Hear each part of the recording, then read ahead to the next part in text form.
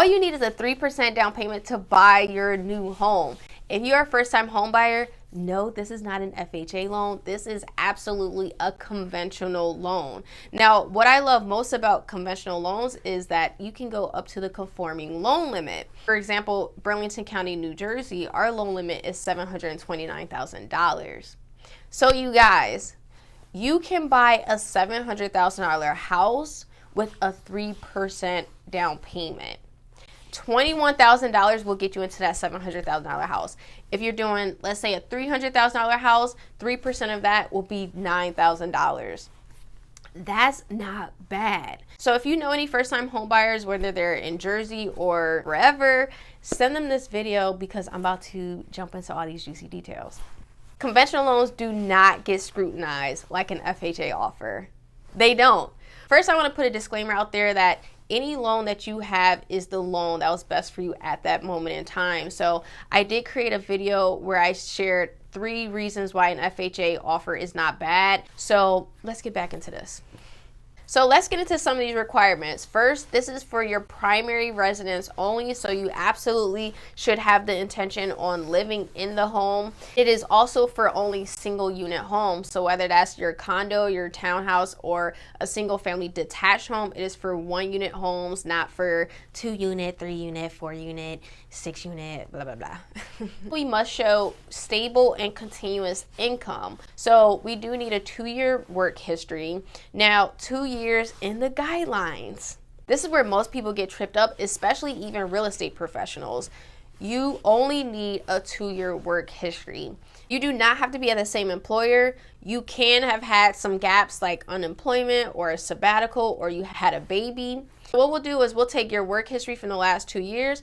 If there were any gaps, we'll just go further back and grab additional work history to piece things together to total a sum of 2 years. And the only income documents we'll need from you are 30 days of pay stubs and 2 years of W-2s. Another requirement for this low down payment program is that you'll have to complete a home buyer education course. I did add a link in my description just to show you a resource about that. Now, it is free, it's online, and it's so easy to do. So it's really just a thing to check the box. Now, getting qualified for a conventional loan is a little more strict than an FHA loan product because the debt to income requirements are tighter than an FHA loan. Conventional allows you to go up to 50% back in DTI. FHA allows you to go up to 56.9%. If you're a conventional buyer and you're pre-approved up to $400,000, that extra flexibility in DTI can turn your pre-approval from $400,000 up to $500,000. And we will also account for every single debt on your credit report. Now, key note, if you have a liability that has 10 or less payments, let's say an installment debt like a car loan, we can absolutely exclude that from your DTI, which that is another conversation. But every single debt that is on your credit report, also including your student loans. Now, let's touch on the student loan debt because oftentimes when I speak with home buyers, I'm like, how much debt do you have? And they'll say everything except for the student loans. We absolutely have to account for your student loans, whether they are deferred in forbearance, whether they're hanging in the wind because of the so-called student loan relief thing that's going on, which really isn't happening. That's another conversation. But we will account for your student loans whether they are deferred or not. Or one of my favorite strategies is if you are in an income-based repayment plan, we can use that amount. So for example, if you have $100,000 in student loan debt and let's say they're deferred, we'll take 0.5% of that $100,000, which is $500, and we'll say, okay, include $500 in this person's DTI. And remember, for every $700 in debt, it reduces your purchase price by $100,000. That's a tip for you guys. Write that down. So now that we talked about how we're going to account for your debt, let's talk about the income. So you guys, this 3% down payment conventional loan has no income limits. Now, I will say I have an even better 3% down payment conventional loan program. They are affordable loan programs called Home Ready and Home Possible. If your income falls within 80% of your area median income, I added a link in my description so you can look up your area to see what the 80% median income is. If you fall within those limits, guess what? Your rates are going to be better than everyone's. Your mortgage insurance is going to be cheaper than everyone's. And you're still going to only be putting that 3% down payment conventional loan. My last point is the mortgage insurance. Mortgage insurance on a conventional loan is definitely better than an FHA loan because it is based on your credit score. And also there's no upfront mortgage insurance premium cost like it is on an FHA loan. FHA will charge you 1.75% on your loan off top. It goes into the abyss. For example, if you're buying a $500,000 house, 1.75% of 500,000 is 8,700 that is added to your loan. With a conventional loan, you're not even going to get that.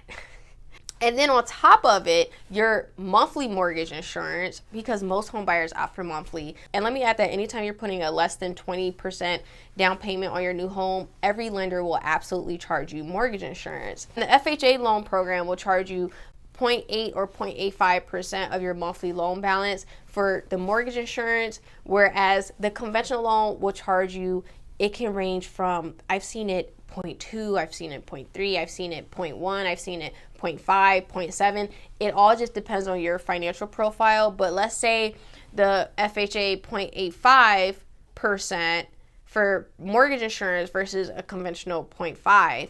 If you take that on a $500,000 house, your monthly insurance on an FHA will be $329 versus on a conventional loan product, your monthly mortgage insurance would land closer to $200 or $180. Those are some of the best benefits of a conventional loan, especially a 3% down payment conventional loan. Before we wrap up, I want to leave you guys with some FAQs. So let's see.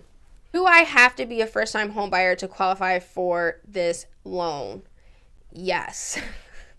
Yes, you have to be a first-time home buyer. You cannot have had ownership in a home within the last 3 years. So if you were a current homeowner, you still can do a low down payment conventional loan. You can do a 5% down conventional loan and keep the house you have, as in keep the house that you're departing from, turn that into a rental, collect your cash flow, and then buy your next new home with a 5% down payment conventional loan. And we'll also be able to use the potential rental income from your departing residence to qualify you for your next home. Is it harder to qualify for a conventional loan versus FHA? Not on credit score. Well, FHA goes down to 580, conventional goes down to 620. So on credit score, no. On DTI, yes, because a conventional loan can go up to 50% back in DTI, whereas an FHA loan can go up to a 56.9% back in DTI. Now, that little bit of difference, that 6.9% in difference, can translate. Let's say if you're in that $400,000 price point, it can absolutely bring you from a $400,000 purchase price up to a $500,000 purchase price easily. How do I verify if I qualify for this 3% down payment conventional loan? So there are no income limits on the traditional 3% down payment conventional loan. However, there are income limits on the affordable 3% down payment conventional loan, which is Home Ready and Home Possible. Those are very specific programs that we do have, and the benefit of those programs are your rate and your mortgage insurance is much cheaper than everyone else because those programs are designed to help lower or medium income people buy homes. I hope this video brings some clarity around what's the pros and cons about conventional versus FHA. And if this was of value to you, if you know any first-time home buyers who are looking to buy, whether they are in New Jersey or not, by all means, connect with me via info in my description. Don't forget about the closing costs that are required to close on your new home. These are all third-party charges that I have nothing to do with, but title, appraisal, taxes, insurance, etc.